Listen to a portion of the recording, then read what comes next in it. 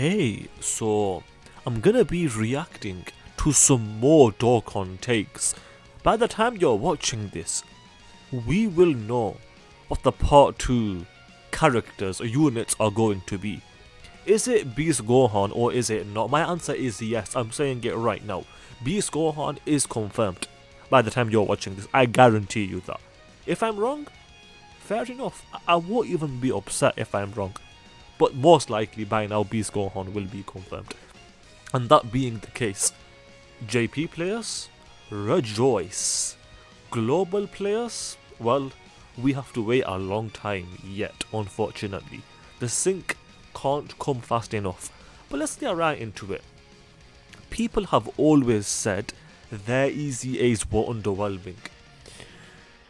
With the Super Saiyan 4s and with the fusions, the 7-year anniversary Easy A units, thing is, they were technically really good on release, easily some of the best units in the game, but they were in a tricky spot simply because of the power creep that the 7th anniversary brought. So even though they were some of the best units in the game upon their Easy A's, over time it didn't amount to much considering the power creep that came with them. So it wasn't even their fault. On release, these guys were really good, and even for some time after, the Super Saiyan 4s were still decent as well. But let's move on. Speaking of OG Red Zone, I will gladly take 100. What?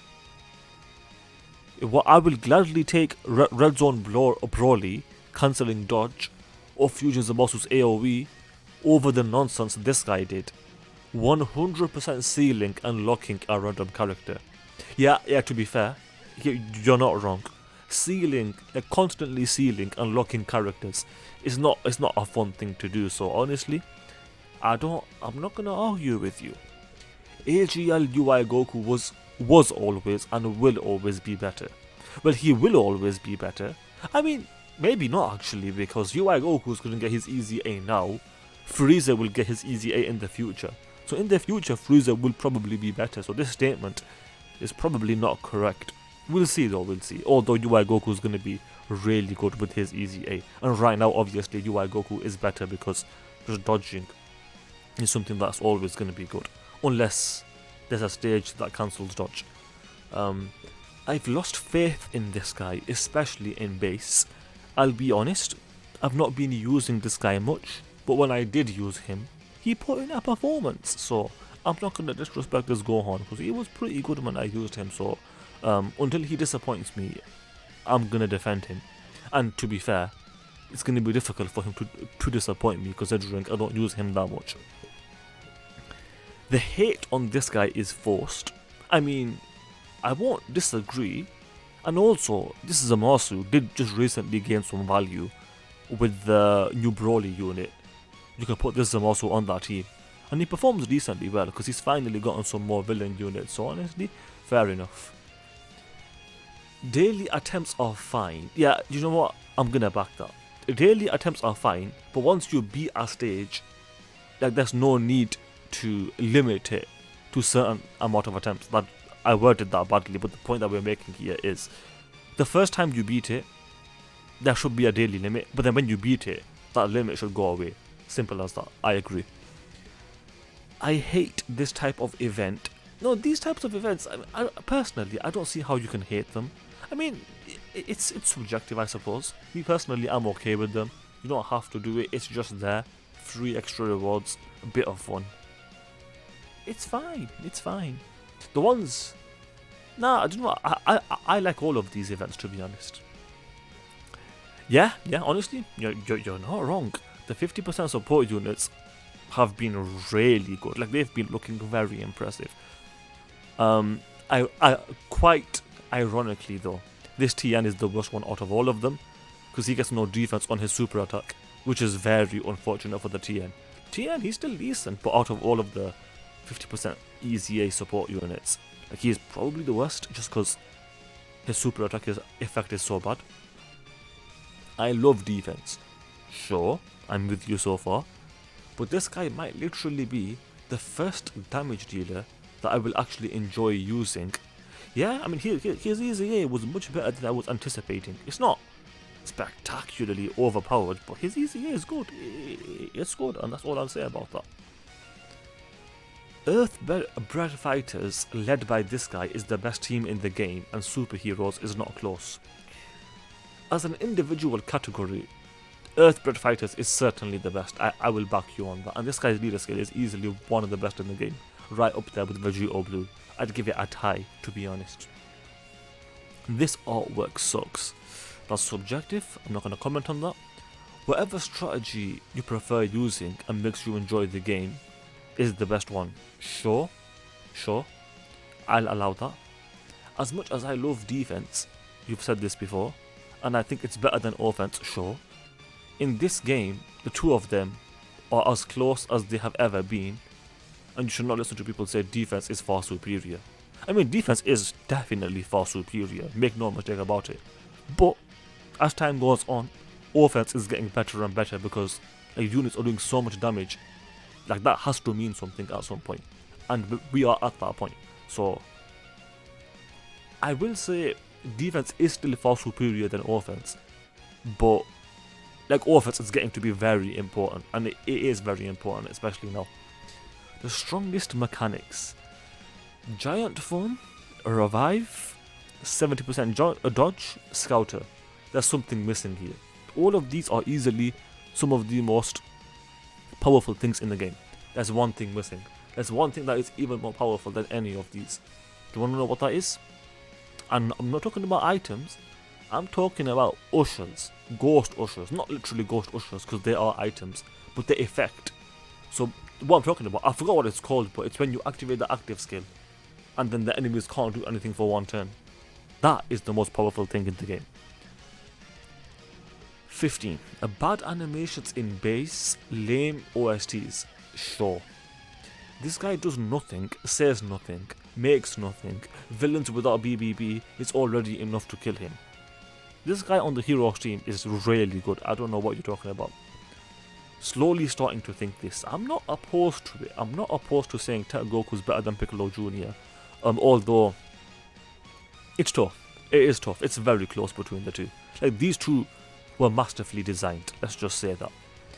LR Demon King Piccolo is actually an optimal unit on a Dragon Ball Saga team.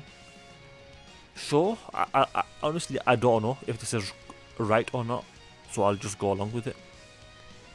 Double DBZ Broly Worldwide Celebration would be amazing. Goku and Broly, and then Gohan and Broly. I'm down. That's all I can say about that. That would be sick, especially for the big time Broly fans, such as Mr. Baby. I never liked running Physical God Goku or LR Super Saiyan 4 Goku as leaders. I can't speak for LR Super Saiyan 4 Goku, but God Goku as a leader functions beautifully. Granted, you are right. The lack of Bulma on their team is unfortunate, but it's still really good, especially for God Goku, in my opinion. The 6th anniversary is peak. Introduce the revive, introduce summonable LR Easy A's, started Dokkan Fest Easy A's. Yeah, I'm not gonna argue. The 6th anniversary was definitely very good, so fair enough. Most aesthetically pleasing unit in 2023. Do I agree with that? Is there anyone that pops out to me immediately? That is a good question. Maybe Gohan, because of the LR STR future Gohan, because of Goku and Piccolo in the background. I might have to go with that just because like, that what if is pretty sick. Actually a top 10 easy ATUR. To be fair, this tweet was made in January 13. But do I agree with that? I'd have to go over all of the easy A's to be fair, so I'm not actually sure. While it wasn't Kid Buu and Omega Shinron, this part 2 got too much hate for what it was. I'm not gonna disagree with that. I'm not gonna agree or disagree. It just is what it is. To be fair though, I think because they were so good, like they did not deserve the hate. Because before them, like yeah, some of the options, some of the picks for Part 2 LRs might have been more hype, but because their kits were mediocre, like these two, in my opinion, will have probably been the best Part 2 LRs ever, because they were actually good. To be fair though, LR in Super Saiyan 2 Gohan, when he first came out, was pretty much the best unit in the game. So fair enough. You just it's subjective. That's all I'll say. The Omega Shinron fight is a top 6 hardest fight in the game, but he's not 1, 2, 3, 4, or 5. This was made on January 13. You're wrong. On January 13, this was probably the hardest fight in the game, if not the second hardest fight. To say it's not even the top 5, you're either trolling or I don't know what you're doing with that, to be honest. If this guy was a standalone, he would be in the same tier as Orange Piccolo, Bulma, Future Gohan. Sure. I mean, I'm not gonna argue with something that's obvious. That's not even a hot take. That's just true. I don't think anyone would argue with that, like, at all.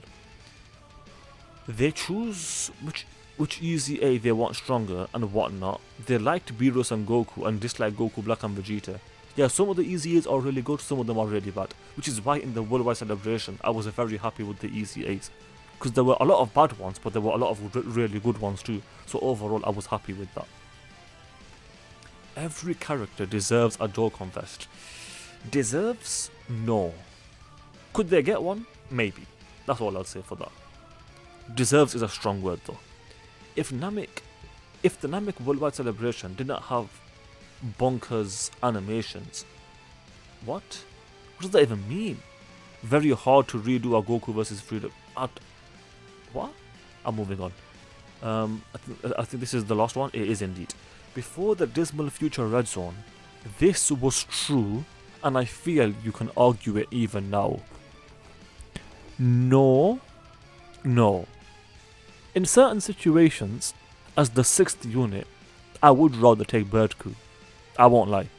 So, maybe, but no. Realistically, Beastless Gohan is definitely better, no doubt about it. But like, if I'm building a team, and I need like a 5th or 6th unit, I'm taking Birdku over Beastless Gohan, so I will say that. But as an individual unit, Beastless Gohan is without a doubt better. But like I said, there are situations where I would much rather take Birdku as the 5th or 6th option. That's all I'll say about that. But actually, let me also say this. If you're basing the team around these units, then Beastless Gohan is without a doubt better. But if it's like our last option for the team, then I'd feel safer with Birdku. How about that? Overall, Beastless Gohan, it's a tie. Because of what I said, it's a tie. How about that? Let's do a quick subscriber challenge. If you guys agree, let's have a look at this. That I was going to say, if you agree with this to be over here, but that everyone would agree with that. If you guys agree that, let's say, these two as Part 2 LRs were not, it was not the worst Part 2 LRs ever. How shall I word that? If you agree that these two were not the worst Part 2 LRs ever for an anniversary, then you have to subscribe, because that is the challenge. With that said, I hope you guys enjoyed the video. If you did, then do subscribe, especially if you just failed that challenge, because that is indeed the challenge. Also, do leave a like and comment, because those things do help out. With that said, thanks for watching, and I will see you guys next time. Ta-ta, adios, and bye-bye.